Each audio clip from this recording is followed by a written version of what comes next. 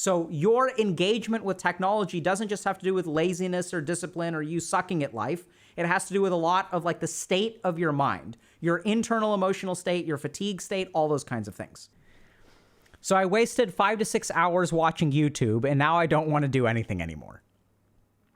So I have some homework that I needed to do over the weekend, but instead of utilizing my time to do stuff, I just blew 5 hours watching YouTube, and now I hate myself and I don't feel like I deserve anything or anyone.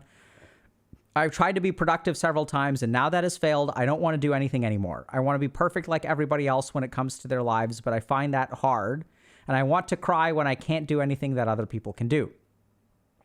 I hate my life because I am worth nothing, and I feel like I am incapable of everything that is presented to me.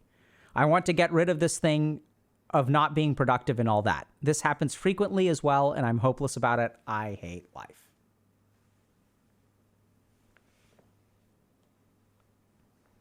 So, sometimes, instead of doing what we need to do, we end up watching lots of YouTube or something else, right? Play video games, spend time on Reddit, like whatever. Pick your poison. The truth of the matter is, though, sometimes it's like we have stuff that we want to accomplish, and YouTube kind of gets in the way. And then what happens is when we like slip up, right, by like 5 hours of YouTube, we hate ourselves. And then we don't feel like we deserve anything. We want to be perfect, but we're the very opposite of perfect. Our mind becomes very, very black and white. It's like, I can't believe I wasted a whole day. I want to get rid of this thing. I'm tired of not being productive anymore. I want to be productive again. Help me be productive again. So what do we do in this situation? So as I was kind of reading this, my first thought is, well, I wonder what's going on in someone's brain. So I didn't really know. I was like, okay, what does watching 5 hours of YouTube do to your brain? So I know like long-term effects of chronic technology usage, social media usage, video games, things like that. But at the 5 hour mark, what's going on in someone's brain? So the first thing that I did is I asked that question. And the answers that I saw were actually terrifying. So the first thing that we're going to do is just like do a quick dip into neuroscience. Okay. So there's some, we're going to talk about, so let's start with this. So there's this field called consumer neuroscience, which terrifies me as a psychiatrist. Because what this means is that there's like a group of people out there who are studying the brain using things like psychometrics, functional neuroimaging, and behavioral data to figure out how to get you to like buy stuff and continue using the internet. Okay? So the impact of motivation to watch YouTube, subjective neurons, behavioral control, information success model to watching YouTube engagement. Now, this is important. Measuring dorsolateral prefrontal cortex signals to predict the success of merchandising elements at the point of sale.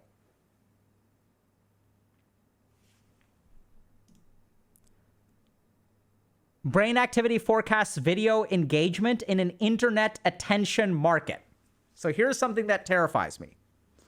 Your free will is now known as the internet attention market. And there's a lot of research out there about how to get people to take this internet attention market and like engage people with it and sell things. Okay? Now, this is what's really interesting. So the key thing that I kind of took away from this that I thought was a little bit different is a lot of research on the anterior insula. So let's try to understand the neuroscience real quick. So here's what I thought of when I looked at this. I was like, okay, I can understand that people get distracted and they don't want to, start doing homework. It's boring. So you open up YouTube because you feel a little bit distracted. But then what I got kind of curious about is why do we waste 5 hours on YouTube? Because it's not even fun after the first hour. What's going on there? And that's when I sort of discovered that there's all kinds of interesting stuff. And one of the key pieces of neuroscience here is the anterior insula. And the anterior insula is actually heavily involved with like insight. It's also involved with the orgasm, which is kind of interesting. But it involves a lot of like awareness, and like a lot of our consciousness comes from the anterior insula. So when we're kind of thinking about, okay, like what do I want to do when we're like regulating ourselves, when we think a particular way about ourselves, like a lot of this like emotional awareness of what we're doing and like being conscious is the anterior insula.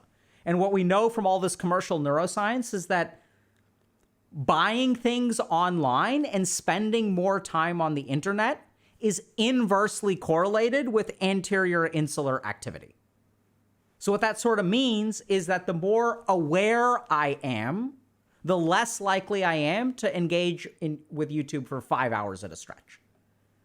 And actually what tends to happen is as we use technology, what this internet attention market is doing is finding ways to make us less aware. And what do I mean by finding ways to make us less aware? So when I watch a particular video, so right now, like I'm aware of my surroundings, what I need to do today. My mind is tracking all kinds of stuff.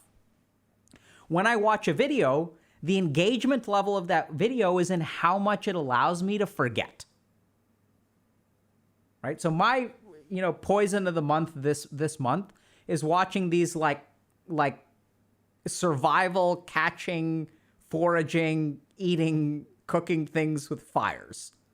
Right? It's like some dude who's like out in the wilderness who's like making fires and catching things and hunting for food and stuff like that. And it's like, that's like when I watch that video for 30 minutes, like I completely forget about everything else that's going on in my life. And my anterior insula shuts down.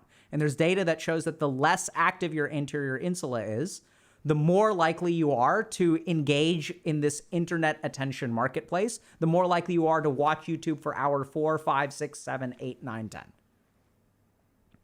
So this is like the first thing that you've got to understand is that if you're in this situation and you're blaming yourself for being so lazy instead of being so motivated, like I don't think you really realize how outgunned you really are. Did you get a little distracted? Sure.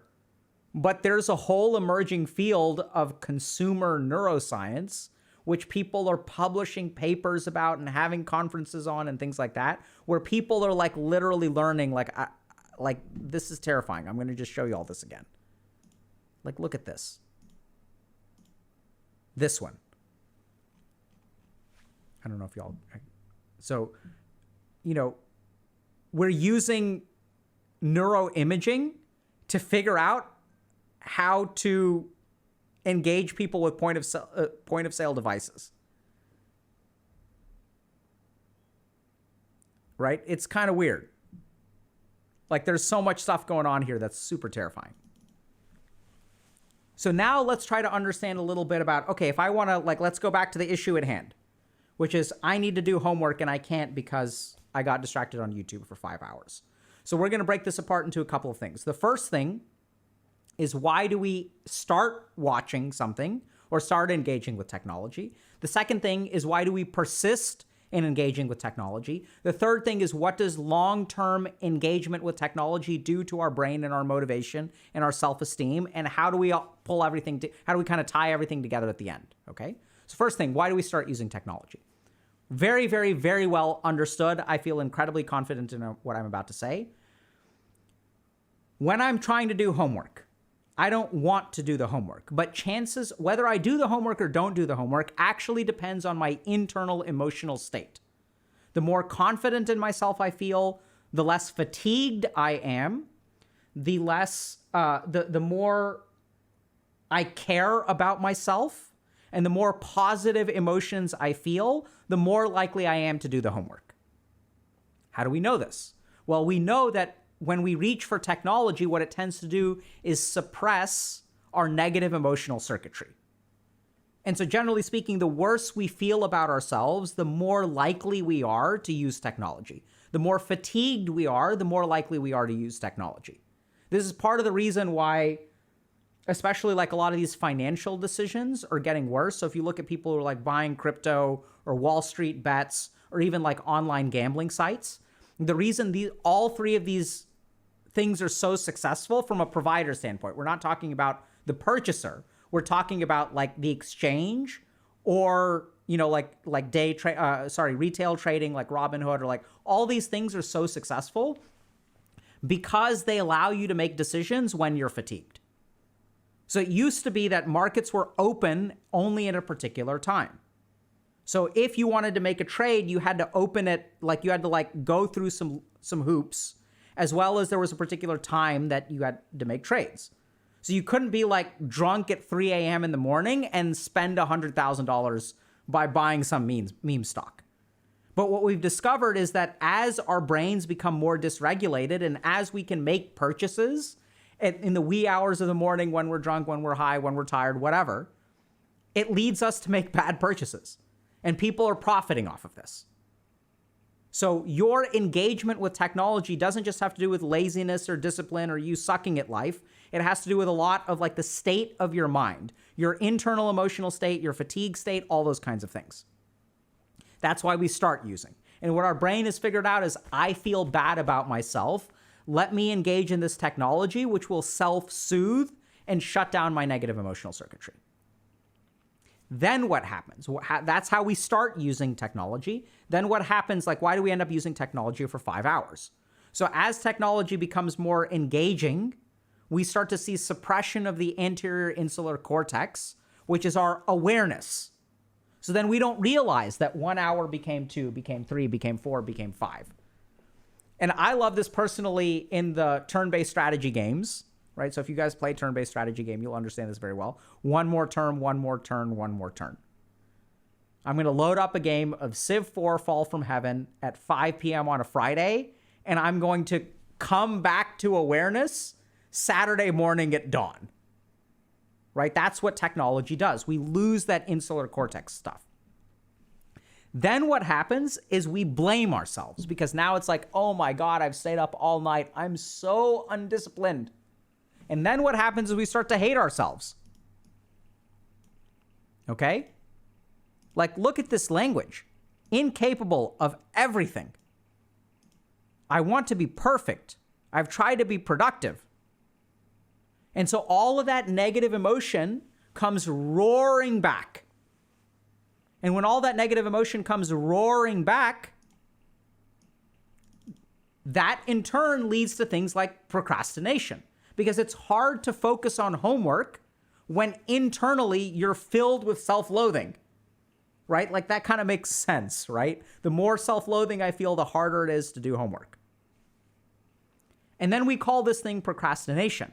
But what we know is that a lot of procrastination has to do with incorrect emotional processing and incorrect emotional awareness.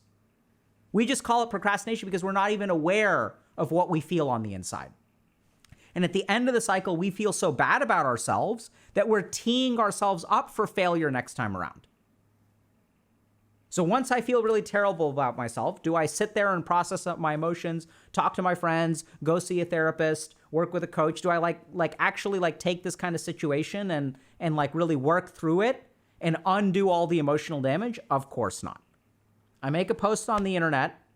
People give me like solutions. They're like, hey, use this task management system, which can be useful, don't get me wrong.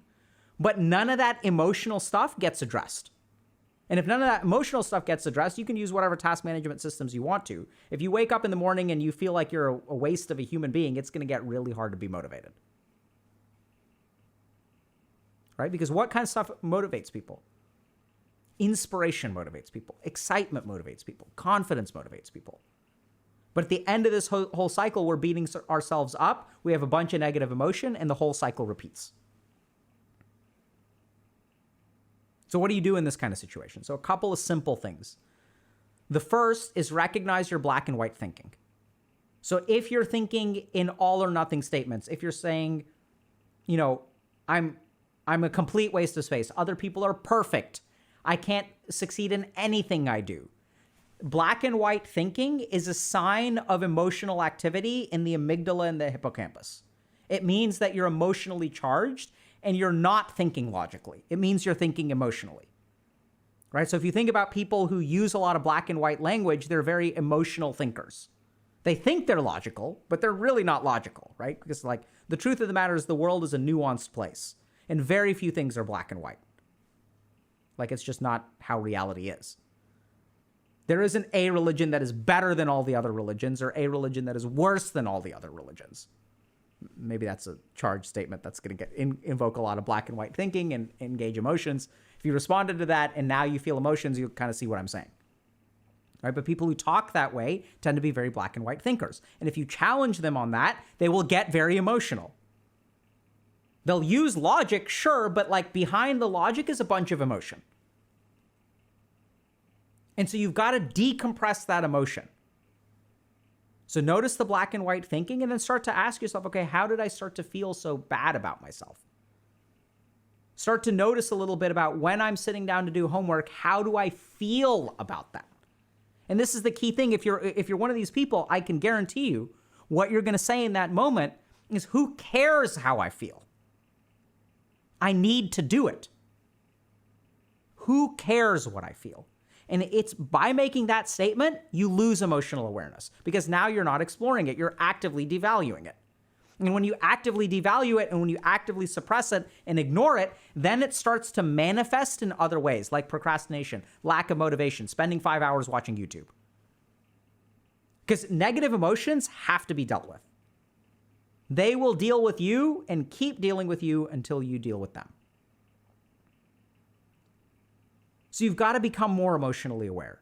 Become aware of your black and white thinking. Start to ask yourself questions like, how do I feel about doing homework today? Do I want to do it? Do I not want to do it? Why don't I want to do it? Well, I need to do it. Who cares what I want?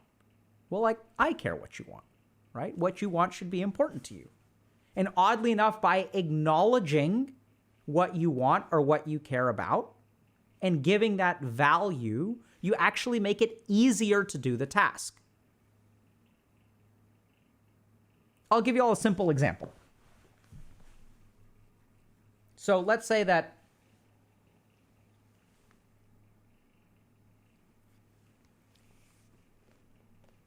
I'll just give you all kind of an example. So I was out a couple weekends ago with my kids, and one of them wanted to eat something that wasn't available. Okay, so they're like, Dad, I want this food. And then I've got two options. I can say, I don't care what you want. You're going to eat what we give you. Right? You have to eat what we've got. Like, we've only got one thing. We can't get it. So like, it doesn't matter what you want. You've got to eat what we give you. Or I can say, hey, I understand what you want. I'm sorry I can't give it to you. I'll do my best to get it for you next time. But I didn't know that you wanted that earlier, and I'd really appreciate it if you ate this anyway. And I'm going to do my level best to get it for you next time. How does that sound? Which one do you think leads to like better success? In both cases, the kid may end up eating it, but in one case, they're going to eat way better than the other. Right? Does that kind of make sense? So we have to acknowledge, like, and this is where like sometimes, you know, we make sacrifices because we have to make sacrifices, but it's really nice to acknowledge the sacrifice and be honest about it, right? It's really nice to say, hey, like, I'm sorry that you have to do this. It really sucks. I really appreciate that you're doing it. I'm grateful. Like, that's going to lead to better stuff down the road, but that's not how we talk to ourselves. Need to do it. When you need to do something over the weekend, you're going to end up procrastinating until the last minute. That's how it works. So unfortunately, it's really common to like get ourselves distracted with technology usage. It turns out there's a lot going on in the brain. It starts with why we start to use technology, which tends to be the most common reason is like emotional suppression and not having to face our emotions. Then we get sucked into it and we blame ourselves for watching it for 5 hours when we don't even acknowledge that there's a whole ton of like people who are doing consumer neuroscience to keep you there for 5 hours. There are people with PhDs and MDs and economists and all kinds of stuff working to keep you on that website for 5 hours because there's an attention marketplace. And what is being bought or sold in the attention marketplace? You are. And then we blame ourselves. And with a complete lack of compassion and a lot of black and white thinking and self-blame, we set ourselves up for failure tomorrow. Because then tomorrow, if I'm a POS who wastes all my time watching YouTube and I'm filled with self-loathing, how am I ever going to be inspired to actually like do my homework? Never going to happen. It's going to be a slog every single time. Every single time you bring yourself to do your homework, it's like you're dragging cattle. It's so hard. And then since it takes so much effort for you to even do homework for a little while, you're mentally fatigued, mentally exhausted. And then what do you think you reach for? Technology. Because now you're fatigued. And so it's super, super challenging. Unfortunately, increasingly common. And why is it increasingly common? Is it because people are becoming lazier and more disciplined on the whole? No. It is because there is an attention marketplace, which people are getting very savvy to in learning how to manipulate. And they realize that if you spend 6 hours on YouTube instead of Twitch, or Twitch instead of TikTok, one of those platforms gets money and the other two don't. And all the platforms want money. And they're happy to give you the content that you want to. I don't think necessarily that the platforms are nefarious, by the way. I think a lot of times the platforms are out there trying to like do good. They're like, we're just entertainers, right? We're not worried about that kind of stuff. But as this stuff is evolving, it's starting to get out of control. And sometimes we end up being the victims. And that's where you can rage at the platforms all you want to. I don't know how effective that's going to be. This is where ultimately I think you've got to understand what's going on in my mind and what can I do about it. So hopefully that helps if you're struggling with productivity and end up, using a technology platform for like 6 hours and procrastinating.